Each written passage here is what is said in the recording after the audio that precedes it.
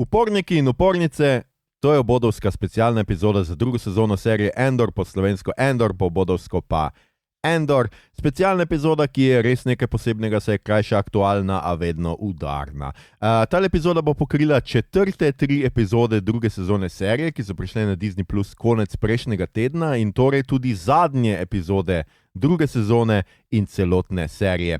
Če ste se zdaj šele lotili serije ali pa prvo sezono pogledali šele pred kratkim, v opisu te objave je seveda povezava do epizode, v kateri smo obdelali prvo sezono, pa vsak posamezen paket druge sezone. Z vami v boju ustrajamo vse do konca. Igor Harp, ki je končno spet nazaj. Živijo, Igor. Se pravi, za vas je za nas je živijo. Mito Gegić in Aljoša Harlamov. Opozorilo, seveda, epizoda bo vsebovala kvarnike, kljub temu, da je sveže pretihotapljena in torej zelo antiimperialna. In zdaj, muska.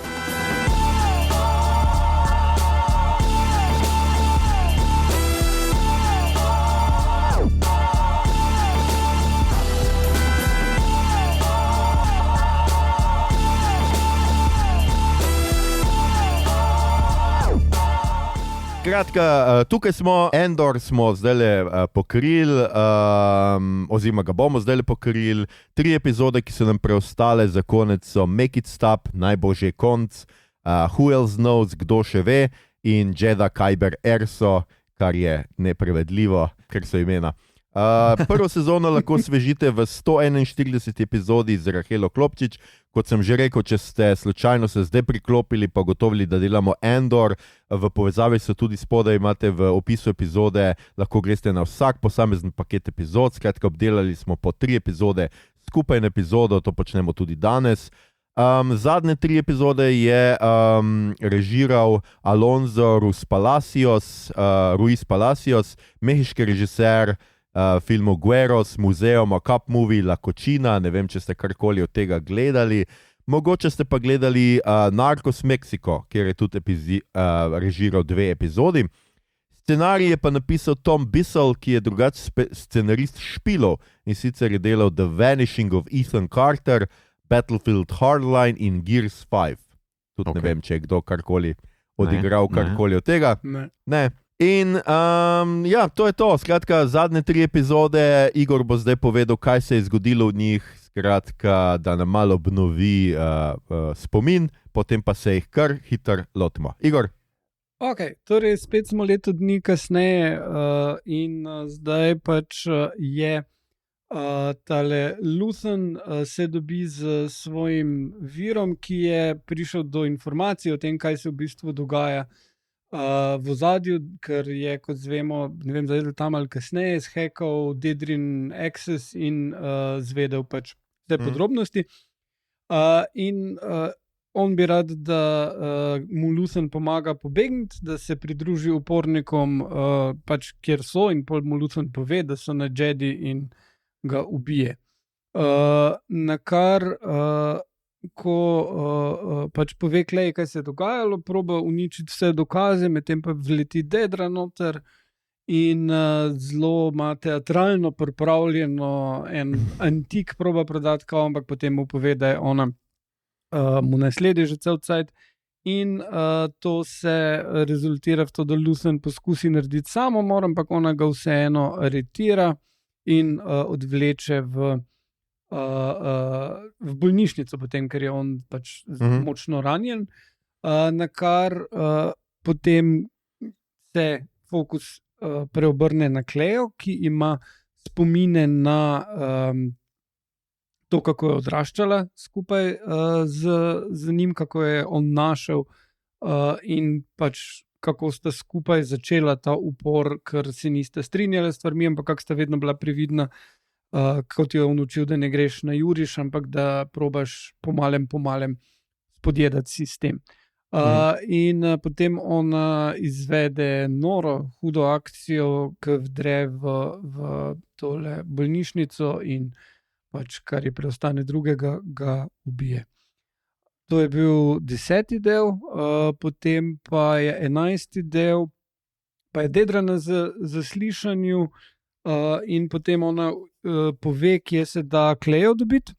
na kar se oni odpravijo udarno tja, ampak njen nadrejeni, torej tale z hecnim imenom Partagas, je zato, da bi jo našli že sicer razglasil, da ima ona neko virozo, ki je skrajno nevarna in pač vse sile vložil v to, zato jim v končni fazi zmanjka. Ko se odpravijo na pač jo poiskati tisto stanovanje, zato ker tja že vleti tudi Cassian z tem svojim robotom, pa še enim.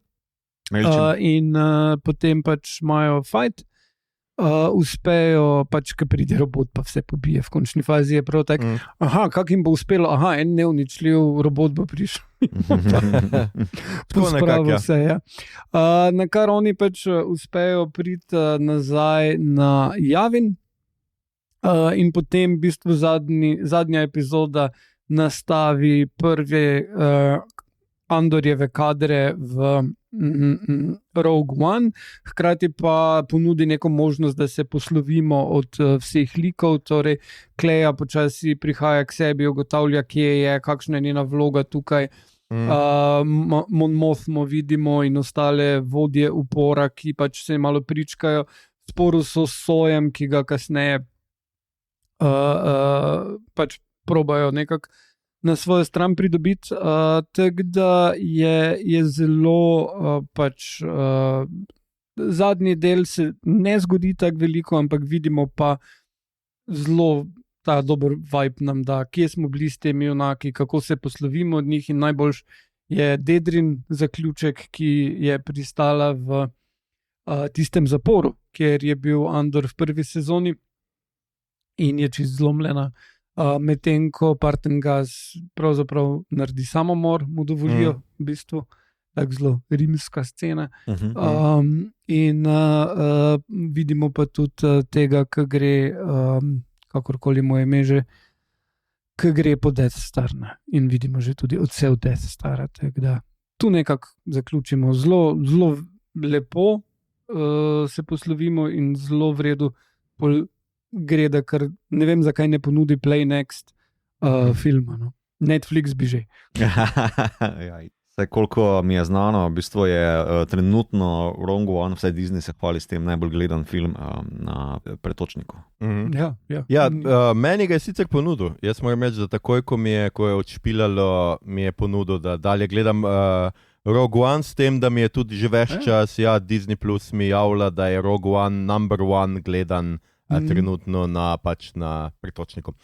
Skratka, to so bile zadnje 3 epizode celotne serije, ker smo se definitivno prešili kar v film.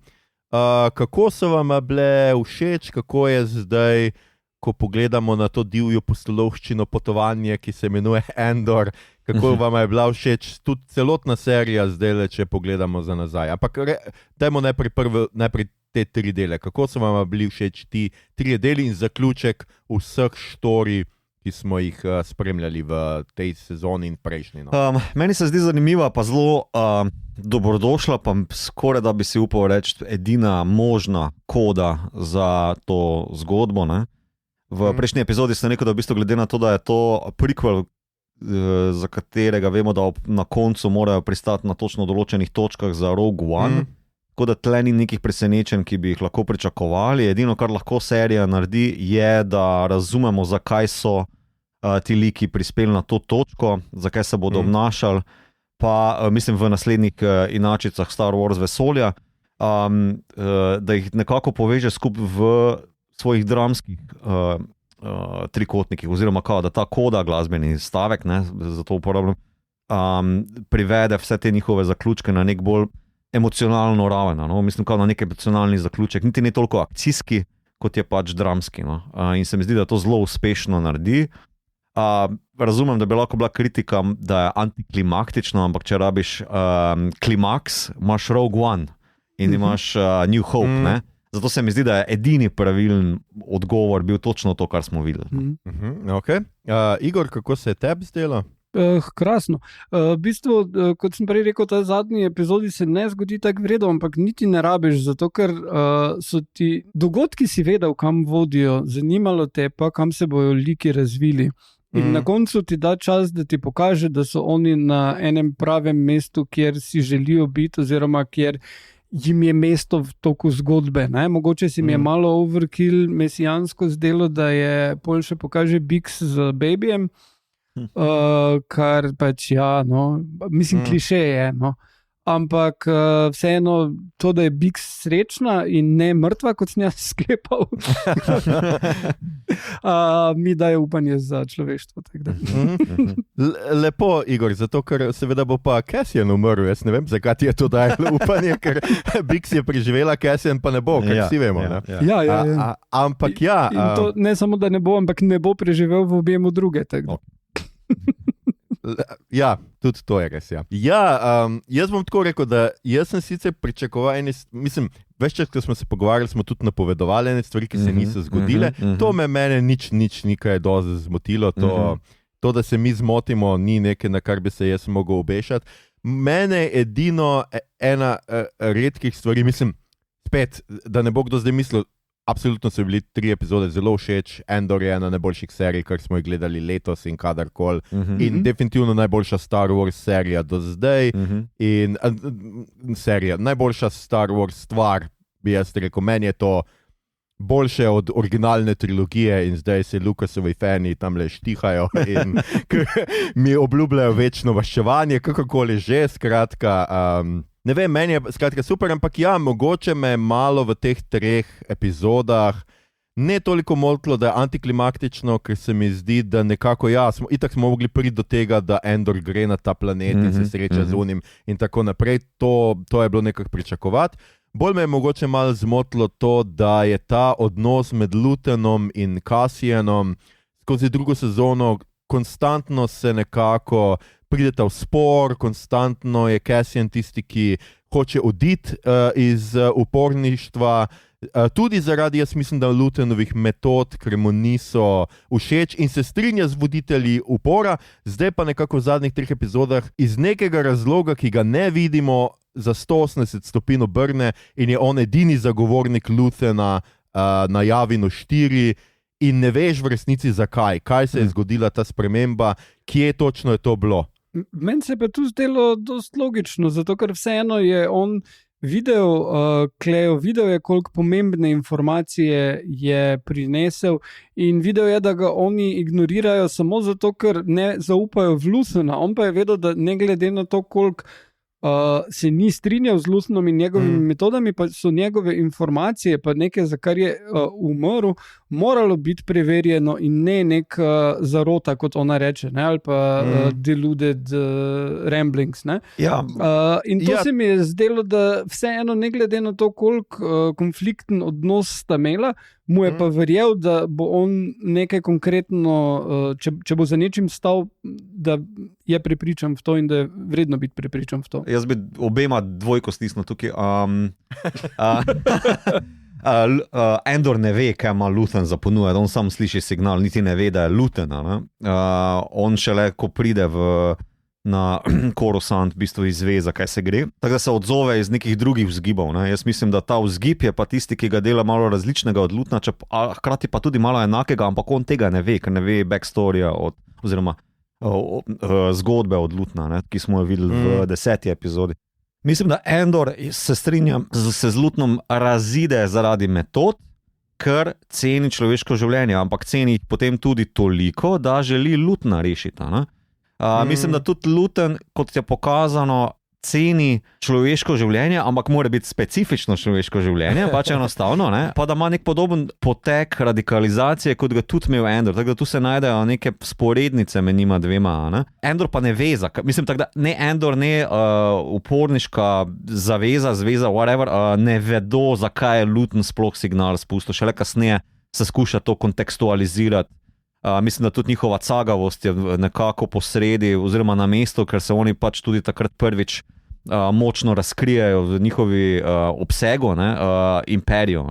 Tako da zato potem oni mislim, da ne želijo takoj v bistvu poseči po uporu, vse tem javnem, odprtem galaktičnem uporu, ne, da so vojaško nastrojeni. Tako da zato mislim, da je nekje resnica tlele umestno. Jaz sem v bistvu govoril o tem, da on zagovarja Luthena na koncu, ko pride nazaj z jaz sem razumel, zakaj on gre, zakaj se upre ukazom svojih poveljnikov. To pa itak gre, zato ker je Andor, ker bo v vsakem primeru šel. Vse to je več tak, je treba ukaze poslušati, fuck off, skaj pomagati nekomu. Ne? Mislim, to v skladu s karakterjem. Jaz mislim bolj, zakaj zagovarja njegove informacije, potem ko se vrne, ko nihče drug ne verjame in pravijo, da so to delusions. Ja, sej to je tisto, ampak Igor, lepo si pojasnil, ampak recimo on tega nikjer ne reče. Meni bi bilo čisto dovolj, če bi točno to rekel, kar si ti zdaj povedal. Ja, z Luthenom se ne strinjam, njegove metode so ogabne, ampak informacije, ki jih je pa do zdaj nabavil, so pa vedno bile zanesljive, oziroma pač tip je, tako ko jim reče sicer, ne, tip je tisti, ki je naredil to. Vi ste zdaj tle vodje upora, ampak tega upora ne bi bilo, če ne bi bilo Luthena, ne, v resnici. To mene, mal me je mogoče tale nerazjasnjena stvar. Meni se je zdelo v bistvu kot neka, taki tipični levičarski krek med avantgardo pa buržujsko revolucijo, razumeš? Da pač oni buži tam nočejo takoj poseč, kljub temu, da po marksizmu so edini, ki so sposobni operirati v kapitalističnem sistemu, avantgarda pa jih mora prepričati, da se končno zresnijo pa naredijo nekaj. Tako da meni se to zdelo, to je to. Ker tako nekako, mislim, sej tako nekako stvar deluje. Drugač pa predzgodba Luthena super, meni se je zdelo predvsem to, da ni preveč vsega. Zvemo v resnici zelo malo in zelo neke stvari, ki bi si jih lahko predstavljali, ker Luthena vidiš, pa ga spoznaš. Ni, da je zdaj to tako presenečen, mislim, da so ga dobro zgradili, da smo si vsi približno predstavljali, ampak se mi zdi, da pa zelo fino naredi ta odnos med Luthenom in Cleo. In da v drugi sezoni tudi za nazaj in tudi za tem flashbackom je Clea v resnici eden glavnih junakin druge sezone zame. No? Jaz bi samo še to izpostavil, kar se mi je zdelo ful bizarno, da pač, ko imamo ta flashback, je tale Luthenov preklop iz karkoli je prej delal, ful spominjal na The Last of Us, tale pobije svojo ekipo in se odloči, da bo postal Wolf. Isaac, ja. In hkrati, ko so ga digitalno pomladili, ravno kar je štartala serija Murderbot, kjer igra njegov sin in ful sta si podobna. Malo bolj kot je bil, ker se spomnim tega igralca Skarsgarda, ko je bil mlad, pa je dosti drugače izgledal kot zdaj, ko je digitalno pomlajen. Meni se v 10. delu v bistvu nekem tematskem ali pa konceptualnem stališču zdi mogoče celo najboljši v drugi sezoni, ker nekako predzgodba Luthena, kako v bistvu s Cleo formira odnos, da v bistvu je to osnova uporništva, ki ga potem vidimo skozi nadaljna Star Wars dela, rekontekstualizira za nazaj pa za naprej določene zadeve. Jaz sem včeraj pogledal Rogue One in v bistvu ga zelo drugače vidiš tudi, drugače vidiš Sogererove bojevnike, drugače vidiš v bistvu Andorja, drugače vidiš Jyn Erso, naprimer, ali pa te teme, ki so potem tam noter vzpostavljene. In ta odnos, pa tudi kako je strukturirano, da Clea, ko se prebija počasi po nadstropjih te bolnice, da gre, vsi vemo zakaj, Luthena pospraviti, oziroma mu dati bridko smrt. Da je v bistvu super skonstruirana neka tema, da se v bistvu uporniki borijo za nekaj, kar šele prihaja. Tudi njegov govor od Luthena v prvi sezoni, ko on žge svoje življenje za to, da bo šlo sonce, oziroma sončni vzhod, ki ga nikoli ne bo videl, je tle dobi šele, se mi zdi, poln pomen s to zgodbo. Hkrati pa potem, veš, tale kliše, ki se zgodi v 12. epizodi na koncu, dobi tematski odzvena na to, da v bistvu se tale očetovski odnos, ki ga je sicer Luthen imel, pa se je boril potem za Cleo. Jaz mislim, da komot lahko to rečemo, da se on bori za Cleo, za njeno prihodnost. Andor tudi to počne, samo da ne ve, da ima to opcijo, da on tudi žge svoje življenje za nek sončni vzhod. In se mi zdi, da, to besedno zažge. Da je v bistvu taka tematska lepa zaokroženost, ki je bila nujna, da se počrta na ta način. Zato se mi zdi, da v bistvu ta antiklimaktičen konec, ki je pač v tej seriji tukaj izveden tako pravilno. Ja, jaz tudi mislim, da njun tale vsi ti flashbacki pokažejo tudi še enkrat pač Lutenovo filozofijo bojevanja, ki je preprosto pač terorizem, ne, temu ni druge besede za to, ne, to uporništvo na začetku je absolutno terorizem, on jo pač uči potrpljenja, učijo tega, da pač ti ne boš zdaj šla, vzela pištolo v roke in odkrito se pač bojevala z imperijem, da je pač treba biti potrpežljiv, treba udariti iz ozadja, predvsem pa tudi to, kako je on nekako skuša zaščititi in on biti tisti the ugly guy, ki dela pač, ki bo pritisnil na sprožilece, ne? Kar je on tudi v končni fazi za revolucijo oziroma za upor in pri čemer lahko Mon Mothma in vsi imajo govore in sladko govorijo o smislu upora, ampak on je tisti the bad guy, ki je zadaj in ki pač pokuri vse mostove za sabo, kot je lepo metaforično povedal, potem pa čez minutko, dve vidimo, kako to počne, ko človek obljubi, ja, spravo te bom, tebe in tvojo družino, vse vas bom rešil in tako, potem pa vidimo samo prizor, kjer je skratka gospod, kako mu je že Loni, ja, ker Loni samo na klopci leži z luknjo v prsih, tako da, ja, požrtvovalno nekaj, toliko levelih.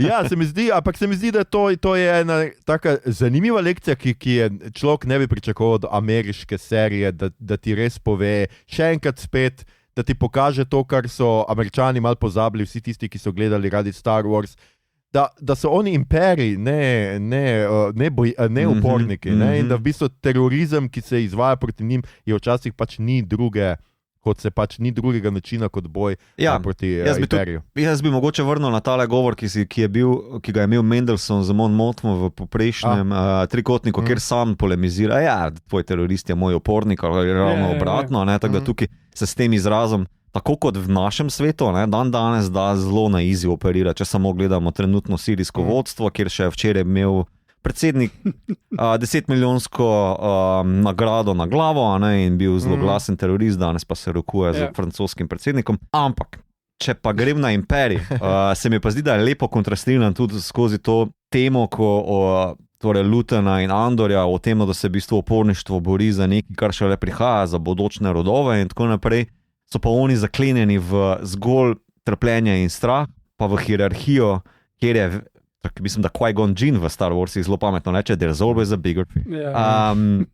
Ker tudi v Rogue One, če greš takoj gledati potem Rogue One za temu, vedno vidiš, da in Krennic ima nekoga nad sabo, in Tarkin ima nekoga nad sabo, Dedra ima nekoga nad sabo, Loni ima nekoga nad sabo. Skratka, vsi imajo vedno enega, katerih se hodijo tožariti, pa pluvati, zato da v bistvu kao to hierarhijo gradijo, pa vzdržujejo, hkrati so pa sami žrtve tega, ne? In da če komično obrnem tisto revolucijo, žre svoje mlade, imperij žre svoje podrejene. In se mi zdi, da je v bistvu lepa ilustracija tega, ne? Ja, mislim, da Pargas po moje še najbolj častno potegne ven Dedra tudi, ki je pričakovala neko nagrado za svojo požrtvovalnost, pa vnemo, da najde Axisa, tega zelo glasnega njihovega terorista, je potem sama žrtvovana, zato ker pač je očitno bila kak je bil on mem na Discordu, vključena v Signal Chat, ki je Lonija dodala v to noter. Tako da se mi zdi čudovita tematska povezanost med tema dvema, ta dva lepa kontrasta, kako se eni borijo za bodoče rodove, drugi pa samo za svoj lasten obstoj, ne pa za obstoječo hierarhijo.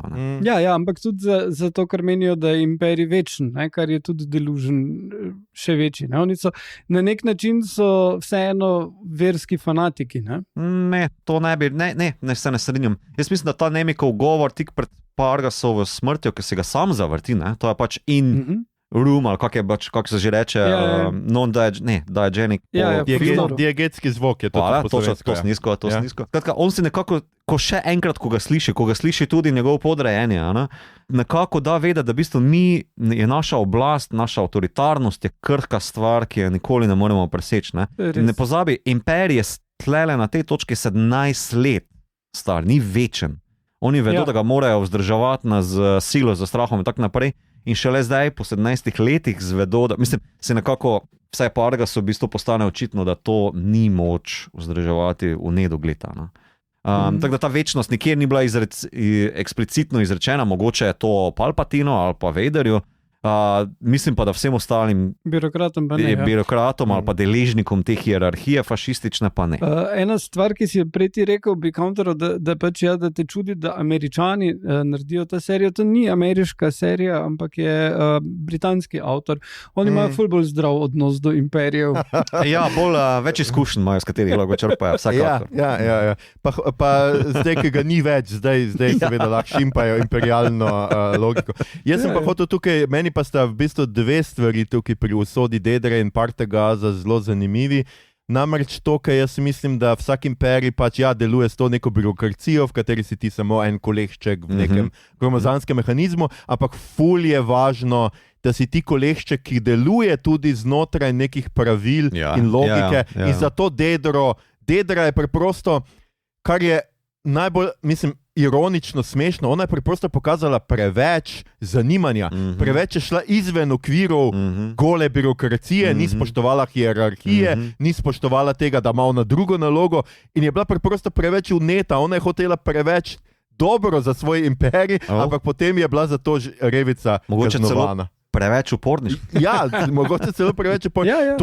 To se mi zdi druga stvar, pa to, kar ste rekla, ne, imperij pač kokar revolucija mora delovati, pač mora tudi žreti svoje otroke, da nekako se vzdržuje, da pač tako, ker pač lutem pokuriš mostove, ker drugače bo imperij pritisnil na enega in potem dobil celo verigo in lahko prišel do Javina, odkril upornike in tako naprej in preprosto nimaš druge izbire, kot da čistiš za sabo, da se izrazim polutenovo. Po drugi strani pa imperij, to, kar je tudi Lukas že kazal in kar je mogoče v njegovih včasih se zdelo pretirano, včasih celo absurdno, absolutno imperij ne odpušča svojim členom, ti si absolutno zamenljiv, ravno zaradi tega, ker je to nek birokratski stroj, vsak te lahko nadomesti, tukaj ni nekega, da boš ti imel neko svojo agencijo, ti si totalno podrejen imperiju in če tega ne zmoreš, te preprosto imperij pospravi. In tukaj jaz mislim, da vse tisto tudi pride do izraza, kjer Darth Vader pač zadavi vse tiste birokrate, poveljnike, častnike, kogarkoli pač vse v originalni trilogiji. Mislim, da tukaj se to jasno izkaže, predvsem pa tako, kot je Igor rekel, taka rimska, pa tudi v končni fazi nacistična, tudi stalinistična, ne? Tudi v Stalinovi Rusiji oziroma Sovjetski zvezi so častnikom povedali, pač, glej, sorry, če ne boš naredil samomora, te bomo mi, zdaj pa zberi. To z Vaderjem, ki davi, je bilo v Robot Chicken enkrat ful v redu en sketch, da pač v bistvu on meni, da davi ljudi, oni se pa vržejo po tleh, pol pa pač pridejo, pa si jim dajo očala gor, pa so dalje delajo. On jih ne prepoznane. Ima nek občutek, da nekaj dela, whatever. Ampak ne, mi je pa ful zanimivo, kar je že mi to prej omenil sirskega predsednika, pa zadnjič v prejšnji epizodi ste govorila o Gazi, ne? Zdaj ta serija je v nastanku bila leta, ne?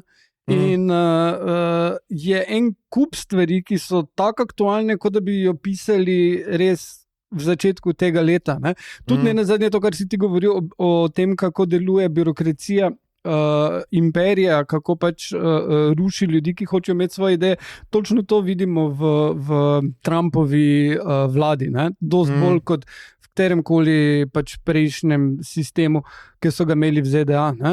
In kako se vam zdi, da pač ali Tony Gilroy zaznal duh časa toliko naprej, ko je to delal, ali gre za neke večne teme, ali je pač človeštvo toliko zjebano, da se to dogaja skozi, ali kaj menite? Jaz bi rekel, da so večne teme, tudi Gilroy, kot citira v intervjujih določene vire, v bistvu Trumpa ne omenja, zdaj najbolj z razlogom, ker bi, jaz mislim, da ko fukneš Trumpa v ta mix noter, postane vse malo komično, jaz pa mislim, da ta stvar ni toliko komična, meni je Trump osebno mi je klovn oziroma fašist, ki se spotika ob lastne pete za Spursi, whatever, ali kaj ima že bom Spurs, zato on ni šel v vojsko, zato sem probal nek joke zaradi.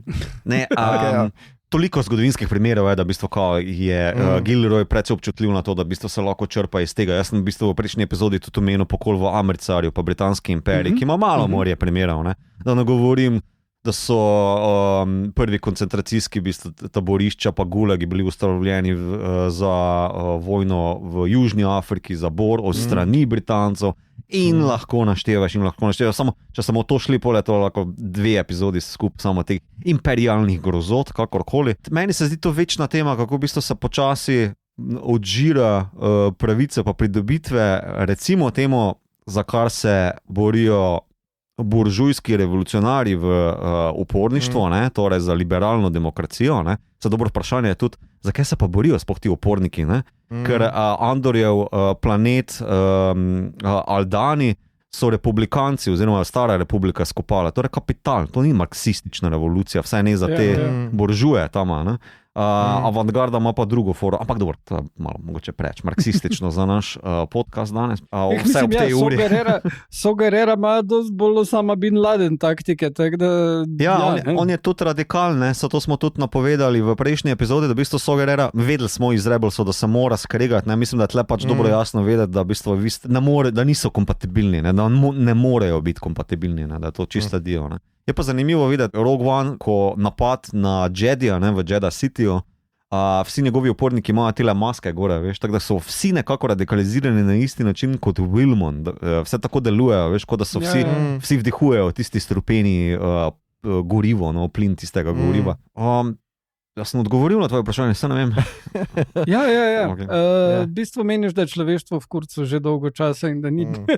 Mislim, da kadarkoli bi to serijo naredil, bi rekli, glej, kak je aktualno. Ja, jaz vsekakor mislim, da v bistvu to boljše serija deluje, če se zapopadeš na to večno temo ali pa na večne cikle borbe svobode proti tiraniji, da v bistvu je to bolj odzvanja. Kot pa pač nek specifičen klon, ki je pač oranžno naštrikan na drugem kontinentu. Jaz mislim, samo čist po naključju je še ta scena zraven, ampak tudi ne na zadnje Gaza pa vse ostalo. Ja, jaz tudi mislim, da je pač imperij v Endorju dosti bolj resen kot ameriški imperij ta trenutek. To je pač, to je pač ena taka situacija, ki jaz sicer mislim, da je namenoma za današnji čas je pač Trumpov ameriški imperij tudi smešen, tako da se ga v resnici niti ne moreš se proti njem boriti z resnim obrazom in tudi zaradi tega mislim, da celo včasih se teže boriti proti ameriškemu imperializmu, zato ker preprosto stvari so butaste in neumne in nepredvidljive in nore dejansko.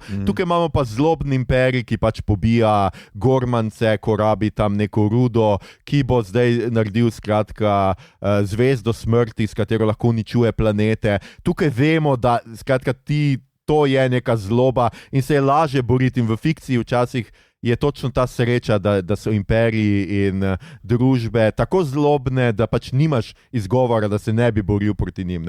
Medtem ko je v naši realnosti žal včasih tako, da je ljudem tudi težko ne glasovati za Izrael na Eurosongu, recimo, ker se jim zdi, ne vem zakaj, ta muzika toliko všeč, da to povozi trpljenje ljudi v Gazi. Ampak dajmo nazaj iz teh aktualnosti.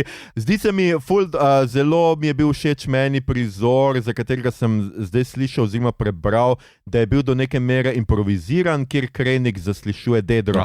Ta je res ful. In še enkrat Ben Mendelsohn je meni pač res dvigne nivo vsake serije, v kateri je, čeprav je tudi igralka, ki ga Dedro, fenomenalna, ampak tukaj tisti prst na glavo, to je pač skratka Mendelsohn improviziral, ker se prav vidi, kako Dedro čisto šokira, ko postoji prst, pa je kar nekaj, mislim, res je, se mi zdi, da tukaj imamo kar nekaj takih prizorov, ki so, in spet, to so prizori, za kateri bi rekel, da so bolj dramski, ki so mene navdušili, in ne toliko tista akcija, ker se streljajo tam in ker robot pride pa potamani vse lepo po vrsti po hodniku. To se mi zdi, da to niti ni poanta Endorja tukaj, da pač Endor je neka serija, ki ti pač da, je pa res, da se je čisto brezšivno prelil v film, tako da Mito, ti si verjetno res naredil edino pametno stvar, da si pol šel kar film gledati. Ja. In isto kot se Rogue One prelije v New Hope, Ja, v bistvu imaš tukaj potem, ker celo serijo zadev. Se mi zdi, da je fajn poskus, da se ta serija pogleda v nekem krogu, pa se kar naravno nadaljuje, da če imaš neke matineja, ne? Vojne zvezde, lahko tudi na ta način pristopiš, da rečeš, ok, brez Skywalkerov pa se lahko gremo na ta način. Jaz sem v bistvu včeraj še začel na New Hope gledati, pa je zelo drugačen ton sicer, ampak ja, ful več teže imajo stvari. No? Mislim, tudi te manjše odločitve pa debate, ki jih imaš potem, ki jih lahko slediš v Rogue One, imajo bistveno večjo težo. No? Tako zelo fino rekontekstualizira neka zadeva, kar se mi zdi, da v bistvu, če se pogovarjamo o žanru ali pa nasploh o izdelkih, ki vstopajo v neko obstoječo franšizo, da je tako nujno, da imaš ti neko izhodišče, vse na ta način postavljeno, da želiš neko stvar iz obstoječega vzeti, pa pogledati na drug način, hkrati pa ne spremeniti zato, da bi pokvaril ali pa nekaj zgolj nadgradil, dal nov pomen, novo globino. Ne? In tu se mi zdi, da Andor zmaga na celi črti. Ja, zdaj me pa zanima, glede na to, na kako visoki točki se tole zaključi, ali menite, da lahko Star Wars z stvarmi, torej filmi in serijami, ki so napovedani, vzdržuje to, ali bomo spet imeli en Rise of Skywalker padec? Mislim, tukaj je predvsem problem. Tukaj je, jaz mislim, da vse odvisno od ustvarjalcev vedno. Ne? Pač tukaj je kdo dela... Mislim, naslednja stvar je Mandalorian and Grogu, ki pride čez 1 leto ven.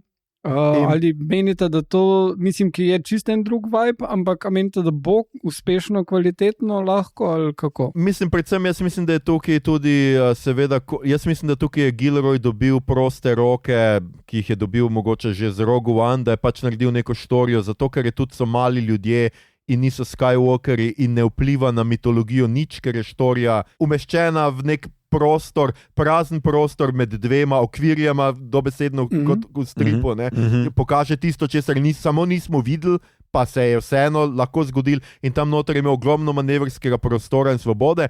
Bojim pa se, da tisto, zaradi česar nam je bila recimo zelo všeč prva sezona Mandaloriana, pa mogoče še druga, se je potem pokvarilo točno s tem, ko je bilo zdaj treba servisirati neko splošno mitologijo in graditi neke filme in graditi povezave. Tisti trenutek, ko je v bistvu, ko smo gledali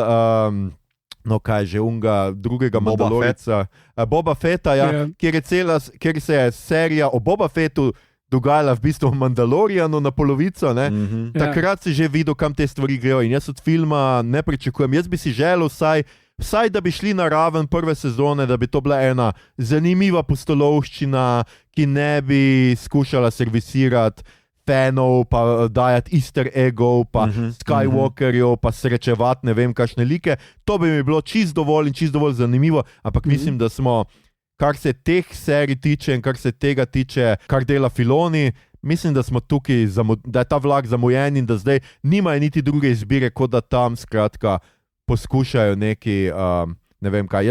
Jaz nimam takih zelo upanj za tole. Mito, tebi se zdi kaj bolj? Ne, tu se čisto strinjam s tabo. Jaz mislim, da glede na to, kar so zdaj napovedali, da bojo že naredili, torej pričakujemo Mandaloriana zaključek, pa Ahsoka druga sezona, pa novo Darth Maul serijo, to se napoveduje nekaj za bodočnost, pol imaš pa še vsaj 6 filmov v luktu, za katere se ne ve kdaj, pa kaj, pa kako bojo realizirani, glede na to, da se Kathleen Kennedy umika iz LucasArtsov, oziroma Lucasfilma. Mislim, da odgovor, skratka, se strinjam s tabo, da če se zakleneš v nek okvir, ki je že precej trdno vzpostavljen in hkrati posegaš po obstoječem čtivu, imaš bistveno slabša izhodišča. No? Pa tudi mislim, da Dave Filonija ne zanima toliko spostavitev nekaj samo svojega, ampak večno navezavo na obstoječi kanon, čemur je dober, ampak mislim, da tematsko ne zadane tako dober, kot pa je lahko Gilroy, ki je imel pa pač proste roke pri temu. No?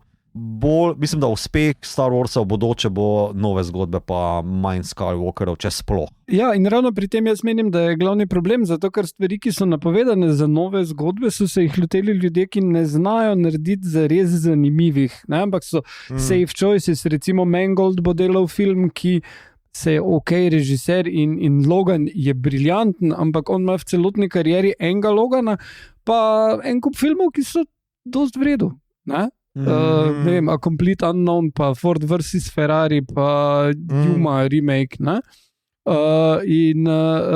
Ta film z Daisy Ridley imam zelo nizka pričakovanja, ker vse, kar je bilo, aha, ta bo naredil scenarij, ne bo, ta bo naredil scenarij, ne bo, in so že zdaj zamenjali, 15 scenaristov, menda, ker je potem res tu zgodba zadaj sploh kakšna.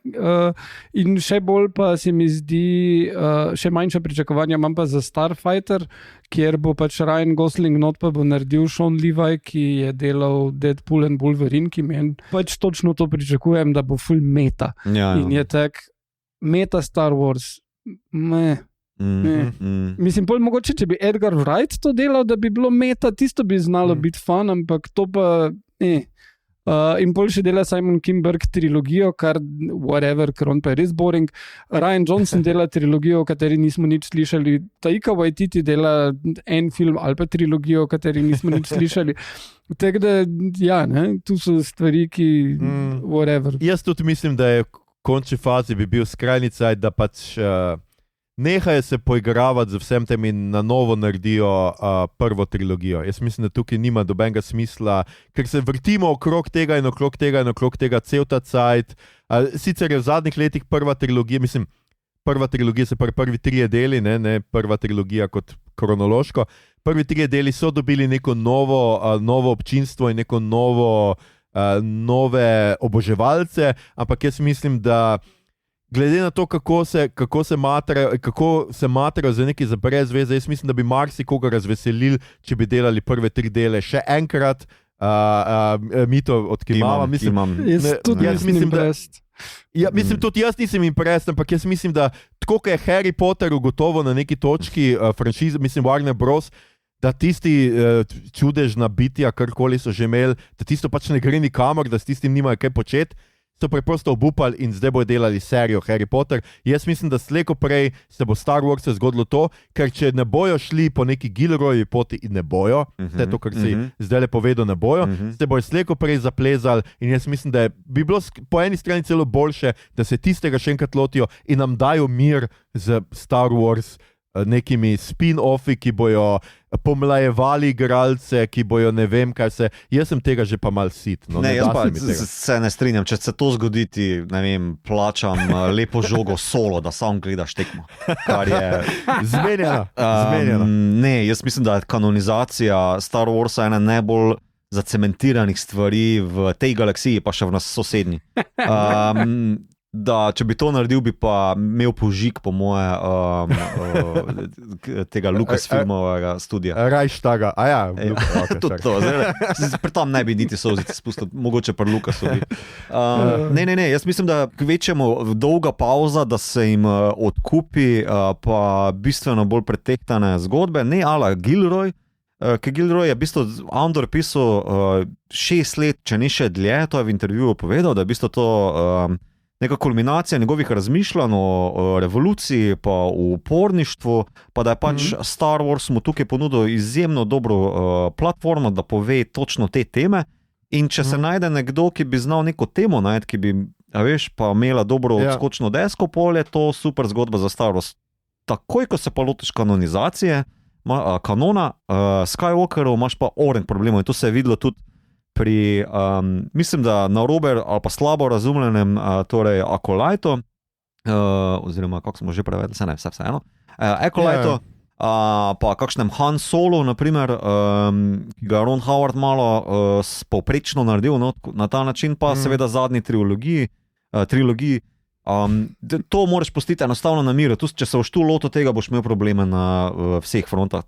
Če pa boš mogel, ne vem, če boš pa delal naprej, razvijal filme ali pa zgodbe, ki so onkraj tega, ampak hkrati, da so kvalitetne, pol mislim, da imaš neko točko. Kar bi mene zanimalo je bilo, da ko je Felicity Jones za Rogue One podpisala pogodbo, je podpisala za cel kup filmov, da bi se lahko še vrnila. In to me res zanimalo, kaj so nameravali, da ni glede na to, da je bilo od začetka jasno, da ona umre. Ne, ni bilo od začetka jasno, to je bilo v reshootih spremenjeno. To sem glizanič gledal, da Edwards pa Gilroy sta potem nekako morali priti do točke, da sem to nekako rešil, ker mislim, da je z vrha Lucasa prišlo befelno, da pač noben od teh likov se ne pojavi v originalni kanonizirani trilogiji, tako skratka, da te jih pospravta. Ja, ne, sej, ampak jaz mislim, da je pol pač glede na to, da so bili planirani potencialno dodatni filmi, sem mislil, da bo nek team-up med njo in Hanom Solotom ali pa kaj takega, ki bo prequel Rogue One. To bi znalo biti vse full fun in v originalnem scenariju je bilo napisano, da na koncu jih iz Scariffa reši neka ladica in oni živijo srečno do konca svojih dni, ampak so pol zaradi tega befela pač morali malo drugače to realizirati. Ja, jaz mislim, da je sicer tudi Gilroy zdaj tukaj ponudil razvijalcem Star Warsov iz Star Wars z vesolja kar nekaj, Kleja preživi, Kleja je tam in je res imeniten lik in se mi zdi, da je zelo fajn, mislim, ne bi si želel gledati odvoda z njo brez Gilroya in tako naprej, ampak jaz mislim, da tukaj in pa seveda, da ne pozabimo, Bixin dojenček, za katerega seveda so že Star Wars fani ponoreli, da je to gotovo pol. Jaz si se absolutno ne želim, ampak se pa bojim, da je Gilroy mogoče spet tukaj dal Star Warsu eno priložnost, da pač izkoristijo ubogega dojenčka. Ne, samo...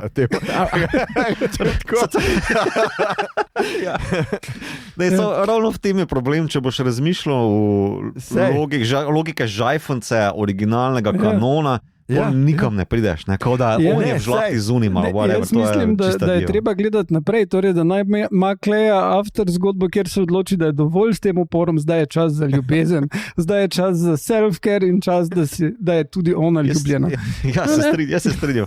Jaz tudi mislim, da kao simboličen njen hod po drži v tisti džungli na Javino je nekako ona prerojena iz avantgarde v potem to buržujsko revolucijo, da pač je tlele sprejeta, končno je videla sadove z njenega dela. Tudi kako potem vsi oni maširajo z Melčijom, vsa ta ekipa Rogue One, ki bo potem žal bridko smrt storila na Scariffu, da je vse to zelo tematsko povezano s tem, da ona postane še en izmed teh mnogih obrazov tega uradnega oporništva. Veš, kaj se meni zdi, da v bistvu vse to upanje, da se bojo ti liki vrnili, je nekako pač zelo poetično v eni sceni povzeto noter, ko Andor tik preden gre na svojo misijo, zalije rože. Hkrati je poklon, nekje sem to prebral, ko sem malo pozabil, hkrati je to poklon Marvi, njegovi mami, ker ona rada imela rože, pa nekako v bistvu je skrbela za to, hkrati pa kao, veš, da daje neko upanje, da on ni šel za kao, veš, v smrt, on ima to upanje, da želi nekaj zgraditi, da se želi vrniti nazaj in da v bistvu to upanje moraš gojiti potem na koncu, tudi s takimi malimi gestami, tako smo v prejšnji epizodi pomenil, male geste, malih ljudi, ki storijo veliko stvar. No, jaz si mislim, da tudi, če greš v smrt, je fajn, da zaliješ rože, če to rabijo. ampak se strinjam s tabo. Jaz mislim, da je to bilo taka simbolična reč, ampak glej, jaz nimam nekega zaupanja v ljudi, ki stojijo za Star Wars in jaz se res bojim, da kakšno tako stvar znajo na neki točki izkoristiti, ker slejko prej jim bo zmanjkalo Skywalker, zmanjkalo jim bo štofa, zmanjkalo jim bo marsičesa, vsega dejansko in bojo rabili neke nove like in slejko prej bojo začeli te like krasti tudi iz drugih reči. Kaj misliš, da bojo Supermana not pripeljali ali kako bojo kradli like iz drugih reči? Jaz mislim, da ti imaš te nekanonizirane zadeve, ki jih je Gilroy tudi malo vključeval noter iz Legends vesolja, ki je ko je Disney kupil Lucasfilm, je prekinil s tem, da pač vse, kar je bilo napisano od obstranskih zgodb, nič ne velja. Si pa komot lahko sposojaš, ker naprimer Gormanov masaker je točno taka stvar. Ne, jaz mislim, da če Filoni opusti rečemo polovico studija, tam počne, kar želi, z Grogujem špila kitaro, oziroma to je Rodriguez, pardon. Ne se ona dva zabavata na enem koncu studija, na drugem koncu studija pa prepeli nove, sveže obraze, da se pač vzamejo neko pot ali pa čas, da razvijajo nekaj čisto svojega, pa lahko to čez 10 let ali kakorkoli. Samo pusti tisto originalno sranje na miru, naj bo tako, kot je in to je to. Super, jaz mislim, da smo dobri za okrožiti to debato. Mogoče še enkrat najbrž povabimo vse ljudi, ki niso gledali, da gledajo. Jaz mislim, da je eno res cool stvar. Na tej točki sem si jaz zapisal vprašanje, kaj pričakujem od filma, ampak dobro. Javite nam, skratka, kakšni so bili kaj vaši vtisi, ne samo o tem paketu epizod, tudi o celotni seriji, tudi o tem seveda A se vam je dopadlo, da smo serijo spremljali sproti, a bi poleg The Last of Us naslednje leto delali še kakšno na ta način? Si mislite, da si še bo kakšna zaslužila tako spremljanje? Povejte nam to na Discordu, na Facebooku, Instagramu, Blue Skyju, na YouTubu, če ne gre drugače tudi na X-u, ali pa nas nagovorite, ko bomo začeli revolucijo. In če ste pozorno poslušali naše epizode, se boste zavedali, da ste že ves ta čas del velike revolucije proti imperiju, ki nikakor ni nezlomljiv. Pa nasvidenje v naslednji revoluciji. Hasta la victoria siempre. Godspeed, rebels.